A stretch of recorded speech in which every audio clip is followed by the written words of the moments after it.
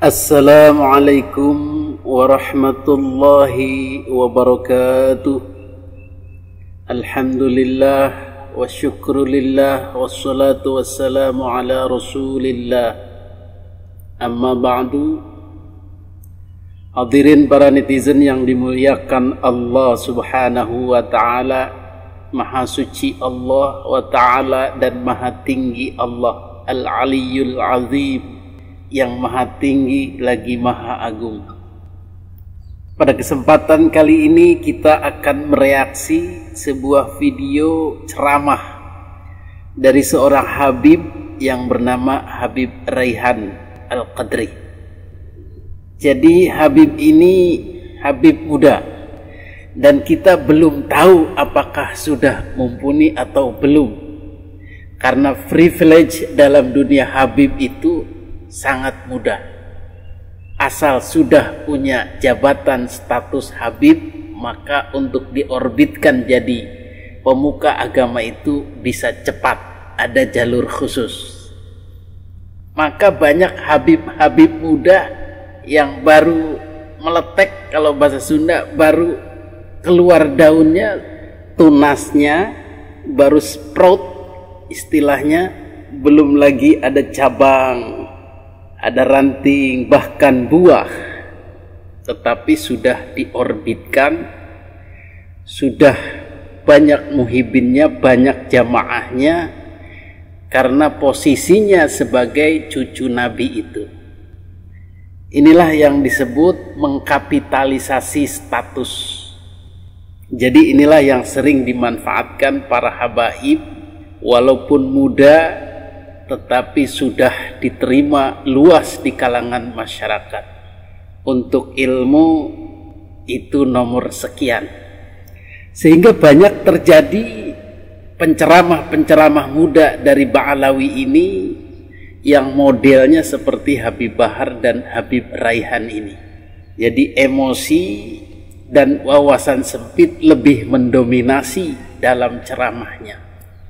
Jadi Habib Raihan ini adalah the next Habib Bahar Smith, fotokopian plek Bahar bin Smith, baik dari segi gayanya maupun tampilannya maupun isi ceramahnya. Pusing lagi kita. Satu Bahar Smith saja sudah membuat Ba'alawi kocar kacir, apalagi 2 dan 3. Makin nungsep saja Ba'alawi ini. Inilah sebenarnya yang membuat rungkat, membuat hancur Ba'alawi, menjadikan duri dalam daging, menjadikan penyakit.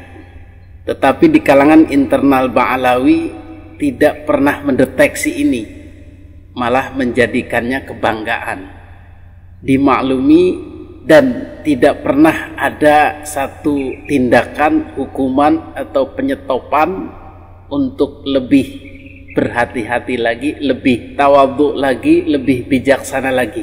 Tidak ada. Yang ada justru pembelaan-pembelaan. Itulah keluarga besar Ba'alawi. Namanya juga keluarga besar, ya harus saling melindungi dong. Maklumlah. Apakah Habib Bahar dan Habib Raihan ini berdiri sendiri dalam mendoktrin? Apakah berasal dari pemikirannya sendiri? Tidak. Semua yang keluar dari mulutnya, pemikiran-pemikiran, doktrin-doktrin adalah merupakan ajaran keluarga besar Ba'alawi yang dia dengar dari pengajian-pengajian para gurunya sebelumnya. Itulah yang disebut doktrin. Sebagaimana dulu Habib Bahar mengeluarkan dari mulutnya, Wali Songo terputus, tidak diakui, itu pun bukan dari pemikirannya, tetapi dari Robitoh Alawiyah dan pandangan Ba'alawi sendiri. Begitu juga Habib Raihan ini memfatwakan dalam tanda kutip haramnya syarifah menikahi atau dinikahi ahwal. Ahwal itu bukan cucu Nabi. Di luar keluarga Ba'alawi, yang di Indonesia berarti pribumi.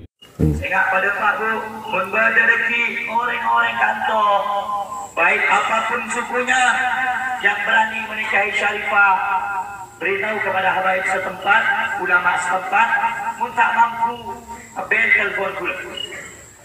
Mohon manapi kiai sebenarnya Nabi Syarifah. Saya beri kiai asmana. Tetapi asmana tai. Ada pagi kamar ke kiai. Karena mon kiai sekolah kiai tak bengal kuraka dekat nak foto nak kusterol. Kiai yang sebenar-benarnya kiai tidak akan pernah menyakiti anak cucu Nabi Muhammad. Jadi memang dalam doktrin Ba'alawi, Syarifah itu anak perempuannya Habib itu tidak boleh dinikahi oleh pribumi. Bahkan ada yang mengharamkan. Anda lihat bagaimana kejadian yang sudah Allah buktikan apabila tidak taat kepada Rasulullah. Anda lihat Banatus Syara'if. Anda lihat sekarang syarifah-syarifah yang tidak taat kepada Rasulullah, membuka aurat, sekarang sudah digandeng dengan orang lain. Tubuhnya yang dari daging Rasulullah, dari Fatimah Zahra, sekarang sudah dinikmati orang lain. Mereka tidak segan lagi. Mereka tidak malu lagi. Bahkan mereka bangga dengan kerusakannya. Masihkah kita masih belum sadar? Ayyuhal habaib. Itu sudah sejak lama, sudah dari dulu ada ketentuan begitu dari keluarga Ba'alawi. Dan ini bertentangan dengan ajaran Islam. Jadi kalau ada yang sampai mengharamkan atau yang mencegah-cegah, itu sebaiknya dilawan atau didakwahi, mbok ya jangan begitu. Karena apa? Karena kita sama-sama Islam. Ba'alawi Islam, pribumi juga Islam. Jadi dalam hal ini Ba'alawi berbeda dengan etnis Chinese, misalnya Tionghoa. Mereka memang prefer atau memilih klannya sendiri, etnisnya sendiri. Tionghoa dengan Tionghoa lebih banyaknya begitu. Tetapi mereka kan bukan satu agama. Kebanyakan Tionghoa itu tidak beragama Islam dan wajar mereka tidak memilih orang-orang pribumi beragama Islam menjadi pasangannya misalnya. Itu agak-agak dimaklumi meskipun eksklusivitas ini juga kurang baik. Tetapi untuk Ba'alawi karena sama-sama muslim seharusnya sudah melebur menjadi al-muslimuna ikhwatun. Jadi konsep asimilasi, akulturasi, peleburan dalam budaya Indonesia itu tidak berjalan di Ba'alawi. Kita lihat dari pakaiannya, kita lihat dari perjodohannya, kita lihat dari bahasanya. Sampai saat ini Ba'alawi tidak bisa mengucapkan qaf. Mereka hanya bisa mengucapkan g, naqabah, nagobah, peli, gulli. Padahal budaya lidah Indonesia adalah qaf bukan ghain. Itu pun tetap tidak bisa. Padahal sudah puluhan tahun bahkan ratusan tahun. Itu contoh bahasa. Mereka rata-rata memegang teguh Yaman. Jadi ciri khas Yaman, Habib Yaman itu senantiasa diperlihatkan, ditonjol-tonjolkan di Indonesia. Sehingga orang Indonesia dalam tanda kutip terpaksa mengikuti gaya-gaya Habaib Yamani ini. Jadi ketika mereka tidak suka batik, tidak suka peci hitam dalam pengajian-pengajiannya, maka muhibin-muhibinnya lah yang menyesuaikan. Mereka akhirnya memakai jubah, memakai imamah, putih-putih semua. Jadi kita muhibin yang harus ikut mereka. Bukan mereka yang menyesuaikan pakaiannya dengan pakaian Indonesia. Terbalik kan?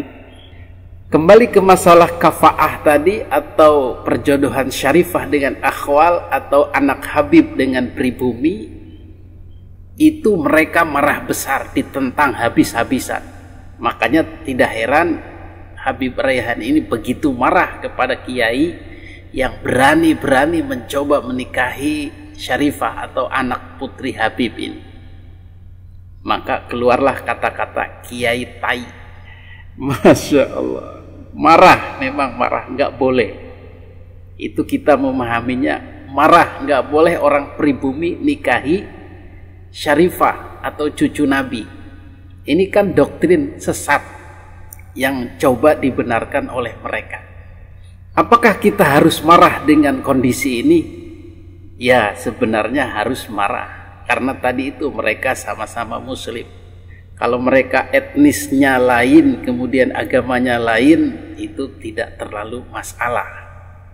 Tetapi karena mereka muslim, hidup di negeri muslim, mencari jamaah di kalangan muslim, bahkan mencari makan dalam tanda kutip di kalangan muslim Indonesia, maka sikap-sikap seperti ini tidak benar. Sama sekali tidak mengikuti cara para wali, tetapi mengikuti cara Yamani saja. Faham Yaman, Habib Yaman, doktrin Yaman. Jadi Masya Allah, ini status cucu Nabi ini adalah fitnah bagi mereka, keburukan bagi mereka, bahkan kesesatan bagi mereka. Sehingga Alhamdulillah dengan isu putusnya nasab Nabi ini memperbaiki mereka, baik buat mereka. Mereka akan menjadi hamba yang setara, hamba yang tawadhu, hamba yang tidak lagi membangga-banggakan nasab. Inilah hikmahnya, hikmah atau kasih sayang dari Allah Subhanahu wa Ta'ala kepada mereka, sehingga nanti tidak ada lagi mereka membenci orang-orang pribumi yang menikahi anak dari Ba'alawi atau anak Habib Syarifah ini. Karena statusnya bukan cucu Nabi lagi, mereka akan rela, mereka akan berbaur, berasimilasi, berakulturasi, menjadi satu dengan warga negara Republik Indonesia yang lainnya. Amin, mudah-mudahan. Hadanallahu wa iyyakum ajma'in. Wassalamualaikum warahmatullahi wabarakatuh.